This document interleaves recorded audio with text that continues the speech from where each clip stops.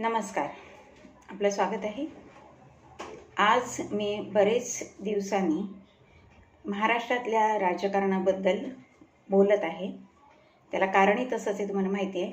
मराठी भाषा जी आपल्याला हवी होती कायमची, म्हणजे 3 भाषा सूत्र हे कसं अयोग्य आहे आणि 3 भाषा सूत्राच्या खाली हिंदी हे कशी महाराष्ट्रामध्ये लादली जात आहे हे आपण बघत होतो आणि त्याला विरोध होतच होता.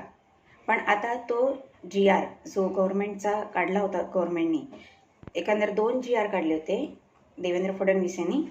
पहिला GR होता की प्राथमिक शिक्षणामध्ये म्हणजे 1ली ते 4थीमध्ये हिंदी ही तिसरी भाषा म्हणून शाळेमध्ये शिकवायला पाहिजे 1ली ते 4थीच्या विद्यार्थ्यांना.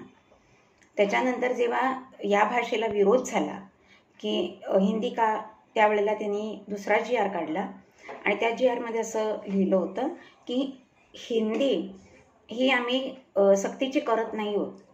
हिंदीच्या ऐवजी दुसरी कुठची प्रादेशिक भाषा, भारतीय भाषा विद्यार्थी घेऊ शकतात, पण त्यासाठी 20 जणांचा एक गट करणं आवश्यक आहे. कारण किमान 20 विद्यार्थी जर तिथे असतील तरच तिथे शिक्षक नेमता येतो ती भाषा शिकवायला. आणि अशा पद्धतीने त्यांनी म्हणजे पाठीमागच्या दरातून आपण म्हणतो ना की हिंदी सक्तीची केली आहे. कारण आता हिंदी वगळता जर दुसरी भाषा एखाद्या विद्यार्थ्याला शिकायची असेल, आपल्याला माहिती आहे मुंबईमध्ये सगळ्याच पूर्ण देशातले लोक राहतात. म्हणजे ते उत्तर भारतीय असतील, मध्य भारतीय असतील, दक्षिण भारतीय असतील, पूर्वेकडचे असतील, सगळेच लोक राहतात. त्यामुळे हिंदीच्या ऐवजी जर गुजराती लोकांनी ठरवलं की तिसरी भाषा म्हणून मी गुजराती घेणार, किंवा एखाद्या दक्षिण भारतीय विद्यार्थ्यांनी अशी इच्छा व्यक्त केली की मला तामिळ, तेलुगू, कन्नड यापैकी कुठची भाषा शिकायची आहे, किंवा उत्तर भारतीयांनी सांगितलं त्यांची ब्रजभाषा किंवा आणखीन कोणती त्यांची हिंदी भाषा आहे ती शिकायची, तर त्याच्यासाठी 20 विद्यार्थ्यांचा गट जमवणं, तेवढी पटसंख्या निर्माण करणं हे कठीण होतं. म्हणजे हे जवळजवळ अशक्यच होतं. आणि त्यामुळे पर्यायाने या सगळ्यांना हिंदीच घ्यायला लागली असती. आणि त्यामुळे मराठी भाषिकांचा महाराष्ट्रामध्ये हिंदी हा विषय किंवा हिंदी ही भाषा सक्तीची करण्यासाठी तीव्र विरोध होता.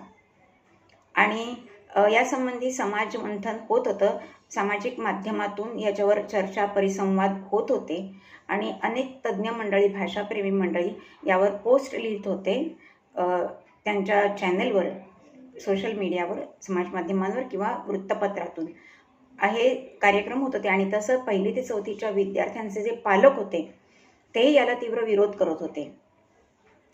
त्यामुळेच हा जो सक्तीचा विषय होणार होता, हिंदी भाषा हा बारगळणार होताच. पण सर्वप्रथम हिंदी विषय आम्ही महाराष्ट्रात सक्तीचा होऊ देणार नाही आणि 3 भाषा सूत्र हे महाराष्ट्रात लागू होऊ देणार नाही, अशी भूमिका सगळ्यात प्रथम राज ठाकरे यांनी घेतली, मनसेच्या राज ठाकरे यांनी. आता ही भूमिका त्यांनी घेण्यापूर्वी मुख्यमंत्री देवेंद्र फडणवीस आणि राजसाहेब यांची मुंबईतल्या, मला वाटतं ताजलँड सेन्स हॉटेलमध्ये एक बैठक झाली होती 1 तासाची काहीतरी, आणि त्याच्यानंतर त्यांनी ही भूमिका जाहीर केली. त्यामुळे मला त्यांचं खरं तर फार कौतुक आणि अभिमान वाटतो. आता त्या बैठकीत नेमकी मुख्यमंत्र्यांची आणि राजसाहेबांची काय चर्चा झाली हे माहिती नाही आपल्याला, पण काहीही चर्चा झाली असेल तरीसुद्धा आज त्यांचं मराठी प्रेम त्यांनी जागृत ठेवलं आणि मराठी भाषा डावलली जाणार नाही महाराष्ट्रामध्ये आणि हिंदीची सक्ती आम्ही चालू देणार नाही, ही भूमिका सगळ्यात प्रथम त्यांनी मांडली. आणि त्यांनी हे जनआंदोलन छेडायला सुरुवात केली. आणि आपल्याला राजसाहेबांचं मराठी प्रेम माहितीच आहे. ते मराठीसाठी अनेक कार्यक्रम वेळोवेळी करत असतात, पुस्तक प्रदर्शनं भरवतात, ते स्वतःही मराठीत बोलतात.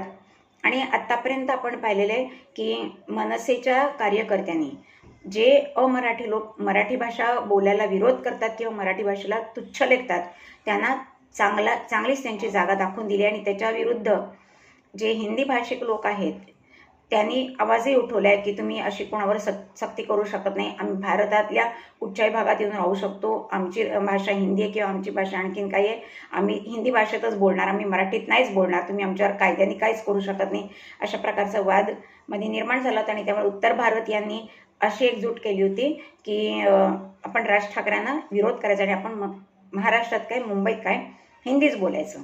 पण तरीसुद्धा त्यांनी आपली भूमिका सोडली नाही, त्यांच्या कार्यकर्त्यांनी त्यांची भूमिका सोडली नाही. आणि आता राज ठाकरे मेळावा घेणार, जाहीर सभा घेणार आणि त्यांना प्रतिसाद तर चांगला मिळायला लागलेलाच होता. हे जेव्हा उद्धव बाळासाहेब ठाकरे यांना कळलं तेव्हा त्यांनी या वादात उडी घेतली. बघा, 2 महिन्यापासून हे प्रकरण पेटतंय किंवा चर्चा चालू आहे, तोपर्यंत उबाठाला किंवा त्यांच्या कोणत्याही कार्यकर्त्याला या वादात उतरावं असं वाटलं नाही. कारण याचं उघड आहे, माशेलकर, रघुनाथ माशेलकर यांच्या समितीचा जो अहवाल होता नवीन शैक्षणिक धोरणाच्या बाबतीत, तो 16 ऑक्टोबर 2020 रोजी त्यांनीच उद्धव बाळासाहेब ठाकरे हे त्यावेळेला जे मुख्यमंत्री होते महाराष्ट्राचे, त्यांना दिला होता. आणि त्यांचेच एक मंत्री म्हणजे पक्षातले नेते विजय कदम हे त्या समितीमध्ये होते आणि त्यांनीही हिंदीची जोरदार शिफारस केली होती आणि त्यांनी हा अहवाल स्वीकारला होता आणि त्याची अंमलबजावणी ते करणार होते. परंतु दुर्दैवाने, त्यांच्या दुर्दैवाने आणि आपल्या बाकीच्या महाराष्ट्रीयन जनतेच्या सुदैवाने त्यांच्या पक्षामध्ये बंडाळी झाली, पक्ष फुटला. शिंदे साहेब, एकनाथ शिंदे आपल्याबरोबर 40 आमदारांना घेऊन बाहेर पडले आणि शिवसेनेचे 2 तट झाले. त्यामुळेच त्यांना आपल्या मुख्यमंत्रीपदाचा राजीनामा द्यावा लागला. त्यामुळे फडणवीस साहेबांनी असं सांगितलं की ही शिफारस आमची नाही आहे, तरीही उद्धव बाळासाहेब ठाकरे यांच्याच सरकारची आहे आणि त्यांनी जी शिफारस केली होती तीच आम्ही फक्त त्याची अंमलबजावणी करतोय. आणि जेव्हा ही अंमलबजावणी आम्ही करतोय तेव्हा मात्र यांनी वेगळा पवित्रा घेतला आणि हिंदीला विरोध सुरू केला. म्हणजे ही केवळ राजकीय खेळी आहे हे आपल्याला समजते. आणि दुसरी गोष्ट अशी आहे की मनसेच्या राज ठाकरेंना किंवा त्यांच्या कार्यकर्त्यांना याच्यामध्ये मोठं होता येऊ नये, जनमानसावर त्यांची प्रतिमा कोरली जाऊ नये आणि त्याचा पर्यायी निवडणुकीत त्यांना फायदा होऊ नये. आणि त्यामुळे राज ठाकरे यांच्या आधीच यांनी मेळाव्याचं आयोजन जे केलं होतं त्यापूर्वीच 29 जूनला आदित्य ठाकरे यांचे उद्धव बाळासाहेब ठाकरे यांचे पुत्र आदित्य ठाकरे यांनी तो GR जाळला, त्याची होळी केली. आता वास्तविक पाहता म्हणजे त्यांनी त्यांच्या वडिलांच्याच निर्णयाची होळी केलेली दिसते. ज्याप्रमाणे राहुल गांधी यांनी सोनिया गांधी यांच्या सांगण्यावरून मनमोहन सिंग यांनी जो एक काहीतरी GR काढला होता त्याची लोकसभेमध्ये होळी केली होती, फाडला होता. तो होळी नव्हती केली, फाडला होता. नेमकी तशीच कृती आदित्य ठाकरे यांनी केली आहे. आणि असं दाखवलं आम्ही किती मराठीचे काय बरे. वास्तविक आदित्य ठाकरे स्वतः बॉम्बे स्कॉटिश या कॉन्व्हेंट स्कूलमधनं शिक्षित झालेले आहेत. त्यांना तिथे मराठी भाषा आहे का सक्तीची हा सुद्धा एक संशोधनाचा विषय आहे. आणि त्यांना मराठीचा पुळका कुठून आला बरं? तुमच्याच वडिलांनी या शिफारशी स्वीकारल्या होत्या आणि तरीसुद्धा तुम्ही बेशरमपणाने आता सांगता की आम्ही महाराष्ट्रामध्ये हे चालू देणार नाही, हे कप्पू देणार आहे, आम्ही मराठी माणसासाठी काही करू शकतो, आम्ही मराठी माणसांच्या बाजूने. किती दुटप्पी भूमिका. आता हा जो इतिहास आहे तो ज्यांना माहिती नसेल ते लोक भुलतील, पण आपली जनता सुशिक्षित आहे, मराठी माणूसही सुशिक्षित आहे. त्यामुळे त्यांना माहिती आहे की हे यांचं जे आहे ते नाटक चाललंय ते महापालिका निवडणुकींवर डोळा ठेवून, की त्यांना असं वाटतं की आपण आता मुद्दा उचलून धरला तर जनमानसात आपली खूप मोठी प्रतिमा तयार होईल, मराठी माणसाचा आपल्याला सपोर्ट मिळेल. आणि जेव्हा राज ठाकरे हे एक सभा घेणार होते किंवा मोर्चा काढणार होते तेव्हा त्या मोर्चामध्ये त्यांनी सामील व्हायचा निर्णय घेतला आणि त्यांना कन्व्हिन्स केलं की 2 वेगवेगळे मोर्चे न काढता आपण एकाच तारखेला एकाच दिवशी मोर्चा काढूया. आणि राज ठाकरे त्याला तयार झाले. पण राज ठाकरेंनी एक चांगली गोष्ट तेव्हा सांगितली की हा कुठच्या पक्षाच्या बॅनरखाली, कुठच्याही पक्षाच्या निशाणीखाली हा मोर्चा होणार नाही. हा मराठी माणसासाठी मोर्चा आहे, मराठी भाषेसाठी मोर्चा आहे. आणि मराठी भाषा महाराष्ट्रातून हद्दपार होऊ नये, तिचं महत्त्व कमी होऊ नये, तसंच स्त्री भाषा सूत्र प्राथमिक शाळेपासून 1ली ते 4थीच्या विद्यार्थ्यांवर सक्तीचं केलं जाऊ नये यासाठी आहे. आणि नाईलाजाने त्यामुळे उबाठा गटाला तसं मान्य करावं लागलं. पण असं असलं तरीसुद्धा त्यांनी वर्तमानपत्रातून, सोशल मीडियावरून संजय राऊत असतील, उद्धव ठाकरे असतील, आदित्य ठाकरे असतील यांनी असा देखावा क्रिएट केला की आम्हीच काय ते मराठीचे वाली. आणि आम्हीच मोर्चाचं आयोजन केले. आणि आता जेव्हा राज ठाकरे आणि उद्धव ठाकरे एकत्र येत आहेत असं जेव्हा दिसायला लागलं, तसंच मराठी माणसांची एकजूट जेव्हा झाली या मुद्द्यावरनं, तेव्हा सरकार घाबरलं आणि त्यांनी हा मोर्चाची अधिकृत घोषणा होण्याच्या आधीच त्यातली हवा काढून टाकण्यासाठी दोन्ही GR रद्द केली. आणि त्याच्यानंतरही त्यांनी एक सांगितलं की आपली हार तर देवेंद्रजी मानणार नाहीत. त्यामुळे त्यांनी सांगितलं परत नरेंद्र जाधव यांच्या अध्यक्षतेखाली आम्ही एक समिती नेमली आहे आणि त्याचा अहवाल जेव्हा आमच्याकडे प्राप्त होईल तेव्हा याबाबत अंतिम निर्णय घेतला जाईल. त्याच्यावरही फक्त राज ठाकरे यांनी असं सांगितलं की आता कोणत्याही समितीचा घोळबिळ घालू नका. आता तुम्ही जे GR रद्द केलेत ते कायमस्वरूपी रद्द केलेत असं आम्ही मानतो आणि पुन्हा समितीचा घोळ घालून जर तुम्ही परत काही याच्यामध्ये बदल करणार असाल तर आम्ही या समितीला ते कामच करू देणार नाही. नाही उबाठांनी हे सांगितलं ना अन्य कोणत्या पक्षांनी सांगितलं. आता वास्तविक शिंदे साहेबांकडनं जे खरी शिवसेना स्वतःला म्हणवतात आणि ती बऱ्याच वर्षी सत्तेही आहे, त्यांनी या बाबतीत काहीतरी चांगली भूमिका घ्यायला हवी होती आणि त्यांनी तसं केलं नाही. कारण हा जो GR निघाला ते त्यांच्याच पक्षातले मंत्री दादा भुसे यांनी काढला. आता ह्यात सुद्धा किती विरोधाभास आहे. दादा भुसे हे 5वी तरी पास आहेत की नाही भगवान जाणे. 5वी पास असतील त्या माणसांनी GR काढणं हे कितपत योग्य आहे. मुळात त्याला शिक्षण मंत्री बनवणं हेच किती अयोग्य आहे. तुमच्याकडे दुसरे कोणी क्वालिफाईड लोक नव्हते, एज्युकेटेड माणसं नव्हते, शिकलेले लोक नव्हते की जे शिक्षण मंत्री बनवू शकतील. जे असेल ते असो, पण त्या दादा भुसे यांनी या हिंदीचं समर्थन केलं आणि असं सांगितलं की मनोवैज्ञानिक दृष्ट्या 8 वर्ष 9 वर्षापर्यंत मुलाचा किंवा मुलीचा मेंदू हा खूप सक्षम असतो आणि त्यामुळे तिसरी भाषा ते आकलन त्यांचं फार सोप्या पद्धतीने किंवा अतिशय चांगल्या पद्धतीने सहज पद्धतीने करता येतं आणि त्यामुळे त्या विद्यार्थ्याचंच भलं होणार आहे आणि त्यांच्या हिताचा निर्णय घेऊनच आम्ही हिंदी सक्तीची केली आहे. अशाच प्रकारचं विधान त्यांच्याच पक्षातल्या अनेकांनी केलं. आशिष शेलार यांनीही केलं आणि शिंदे साहेबांनी सुद्धा गुळमुळीतच प्रतिक्रिया दिली आणि त्याच्यामुळे आज जर सरकारमध्ये राहून सुद्धा त्यांनी याला विरोध केला असता तर आज त्यांची प्रतिमा आणखीन जनमानसात चांगली झाली असती. आमच्यासारख्या सामान्य लोकांवर त्यांचा मराठीपणा उठून दिसला असता. परंतु आपण सत्तेत आहोत, सत्ताधारी पक्षाचे घटक पक्ष आहोत, आपला शिक्षण मंत्री, त्यामुळे मुख्यमंत्र्यांच्या आदेशाला आपण विरोध करू शकत नाही.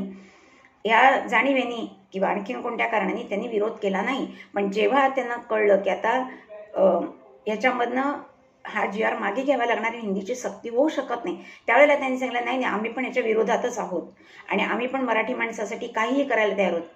हा त्यांचा दुटप्पीपणा दिसून येतो. जर तुम्हाला खरंच मराठीचं प्रेम होतं, मराठी माणसाची काळजी होती, तर तुम्ही योग्य वेळी तो निर्णय घ्यायला होता. सत्तेत असले म्हणून काय झालं? ज्या गोष्टी अन्यायकारक आहेत, अयोग्य आहे, त्या चुकीला चूक म्हणायची तुमची तयारी पाहिजे. मग त्या मनाने अजित पवार बरे, त्यांनी पहिली काहीच भूमिका घेतली नाही आणि नंतर जेव्हा त्यांना कळलं की हे चाललेलं आहे ते सरकारच्या विरोधात जाईल, तेव्हा त्यांनी सावध पवित्रा घेतला आणि सांगितलं की 5वी पासून हिंदी शिकायला हरकत नाही. वास्तविक त्रिभाषा सूत्र आपल्याकडे माध्यमिक शाळेमध्ये आहेच. 5वी पासून पुढे आपण तिसरी भाषा आपल्याकडे हिंदी म्हणून आहेच ना. मग आणखीन त्रिभाषा सूत्र 5वी पासून लावा हे म्हणण्यात काय असेल आहे.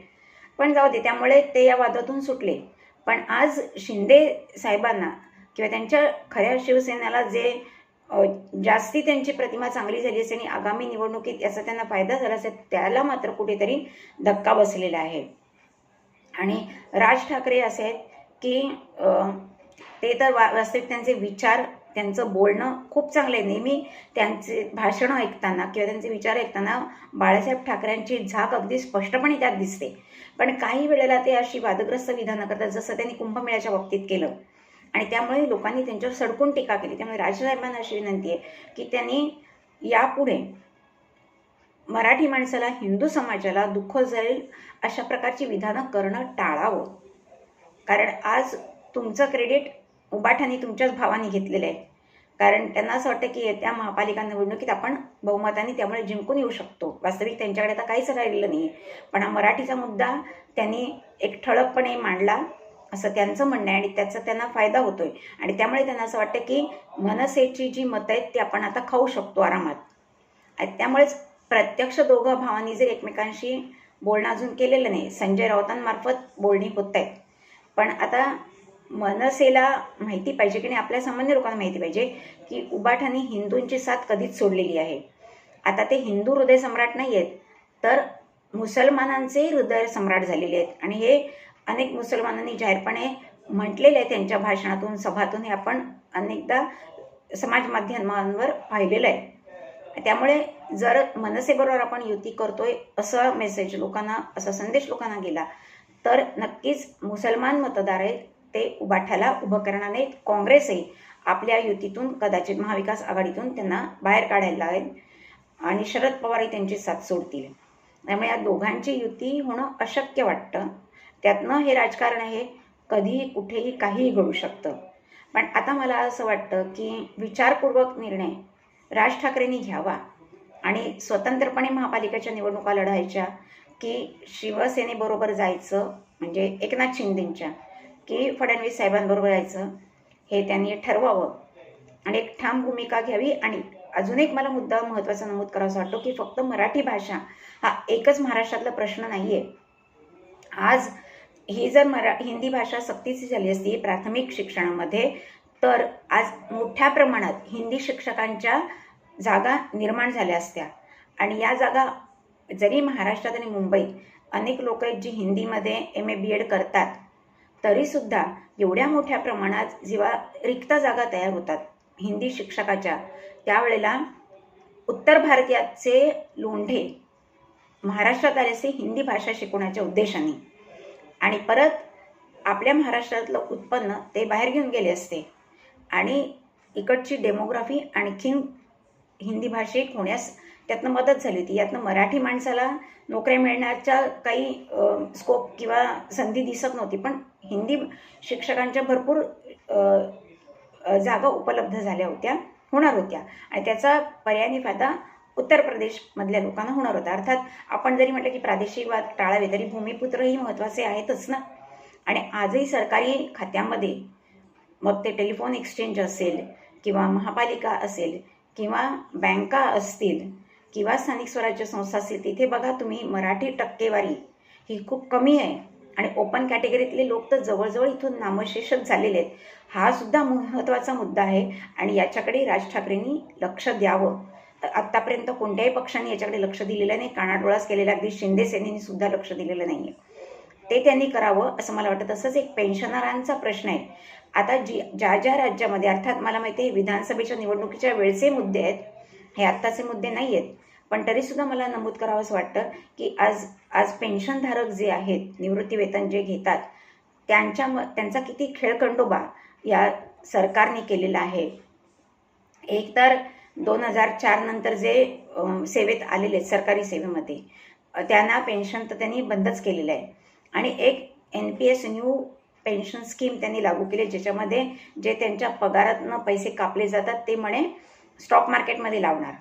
आणि तेव्हा जी स्टॉक मार्केटची परिस्थिती असेल त्याला अनुसरून त्यांची काय ती निवृत्ती वेतनाची रक्कम किंवा जी काय त्यांना भरपाई मिळणार असेल ती मिळणार, ही किती चुकीचं आहे. आणि त्यांनी एक मॅक्झिमम आकडा आणि मिनिमम आकडा, म्हणजे जास्तीत जास्त आणि कमीत कमी पेन्शन किती मिळणार हेही ठरवलेलं आहे. त्याच्यापेक्षा कमी किंवा त्याच्यापेक्षा जास्त पेन्शन मिळणार नाही, हा एक खूप चुकीचा मुद्दा इथे लावून धरला जातोय. आणि आज विकासाच्या नावाखाली यात काटछाट होतीये, हेही लक्षात घेतलं पाहिजे. लाडक्या बहीण योजनेसाठी एकनाथ शिंदेनी किती सरकारी तिजोरीवर डल्ला मारलेला आहे. आज अनुसूचित जाती जमाती, मागासवर्गीय आणि बाकीच्या खात्याचे निधी हे रोखून धरलेले आहेत, ते कमी केलेत आणि त्याचा सगळा पैसा हा लाडक्या बहीण योजनेत जातो. बरं, तिथे अनेक बोगस महिलांनी या योजनेचा फायदा घेतल्याचं निष्पन्न आहे. अनेक सरकारी नोकरीत असलेल्या महिलांनी याचा फायदा घेतलेल्याचं निष्पन्न झाले, पण अजून त्याच्यावर ठोस कारवाई झालेली दिसत नाही किंवा ती कारवाई करण्यासाठी आवश्यक पावलंही उचलली गेलेली दिसत नाही आहेत. म्हणजे निवडणुकीच्या उद्देशानेच किंवा आपलं बहुमत कायम राहावं, सत्ता आपल्याकडे आता 5 वर्ष राहीलच, पण त्याच्यानंतरच्या 5 वर्षात आपल्याला धक्का लागू नये म्हणून 1500वरनं लाडक्या बहिणींना 2100 रुपये देण्याचं घाट घातला जातोय. तसंच याच्यासाठी असंही ठरवलं जातंय की आता जे वेतन आयोग येतील त्या वेतन आयोगाचा फायदा निवृत्ती वेतनधारकांना, म्हणजे जे 2004 पूर्वी सेवेत आले त्यांनी, ज्यांना पूर्णपणे सेवानिवृत्ती योजना सरकारची लागू आहे, त्यांना सुद्धा दिला जाणार नाही आणि त्यांना सरकारच्या मर्जीप्रमाणे त्यांच्या पेन्शनमध्ये वाढ केली जाईल. आज पेन्शनरांची अवस्था किती बिकट आहे तुम्ही बघताय. महागाई काय प्रचंड प्रमाणात वाढतीये. आज जर त्यांना वेतन आयोगाचा फायदा देण्यापासून वंचित ठेवलं गेलं तर त्यांचे हाल कुत्राही खाणार नाही. आणि त्यामुळे हेही प्रश्न महत्त्वाचे आहेत. भले आता विधानसभेमध्ये त्या निवडणुका तर होऊन गेल्या, लोकसभेच्या निवडणुका, विधानसभेच्या निवडणुका यायला खूप वेळ आहे, पण आत्तापासून जर हे मुद्दे उचलून धरले तर आगामी काळामध्ये याचा फायदा मराठी जनतेला, आणि हे मुद्दे जो उचलून धरेल आणि बोले तैसा चालेल त्यालाच फायदा होणार आहे. त्यामुळे राज ठाकरे यांनी, मला असं वाटतं की आत्तापर्यंत हे जे अस्पर्श किंवा दुर्लक्षित मुद्दे जाणून बुजून केले गेले आहेत त्याच्यावर आवाज उठवावा आणि त्याच्यावर लोकांना फायदा होईल अशा प्रकारे काहीतरी भूमिका घ्यावी. असंच प्रत्येक वेतन आयोग जेव्हा लागू होतो तेव्हा कामाचे तास वाढवले जातात, सार्वजनिक सुट्ट्या कमी केल्या जातात, मेडिकल लीव किंवा अर्नलीव या कमी केल्या जातात. हेही अन्यायकारक आहे, याची दखल त्यांनी घ्यावी असं मला वाटतं. आणि हे पेन्शनरांचा प्रश्न किंवा घराच्या बाबतीमध्ये सुद्धा आपण बघतो अनेक सोसायट्यामध्ये, जे गुजराती सोसायट्या खास करून, ते सांगतात की मराठी लोकांना इथे जागा द्यायचीच नाही. आणि त्याच्यावरून सुद्धा मागे किती वाद झाले ते आपण सोशल मीडियावर पाहिलेलं आहे, समाज माध्यमांवर, वृत्तपत्रातूनही पाहिलेलं आहे आणि आपल्या ओळखीपाळखीच्या अनेक घरामध्ये पण आपण पाहिलेलं आहे. हेही सगळं थांबवण्यासाठी आपण कारवाई करावी. सामान्य जनता नक्कीच तुम्हाला याच्यामध्ये पाठिंबा देणार आहे एवढं निश्चित. आणि आता फडणवीसला असं वाटतंय सरकार किंवा देवेंद्रजी, हे वरतून आलेला आदेश होता हिंदीच्या बाबतीत, तो त्यांनी जशाच्या तसा लागू करण्याचा निर्णय घेतला होता. पण फडणवीस साहेबांनी सुद्धा थोडं ते तारतम्य बाळगावं आणि सत्ताधारी पक्षामध्ये, महाराष्ट्रामध्ये तुम्ही जर सत्ताधारी असेल आणि तुमचे घटक पक्ष असले तरी ज्या गोष्टी अयोग्य आहेत त्या अयोग्य म्हणून, भले मोदी साहेबांनी अमित शहाना सुनवावं लागलं तरी सुनवावं.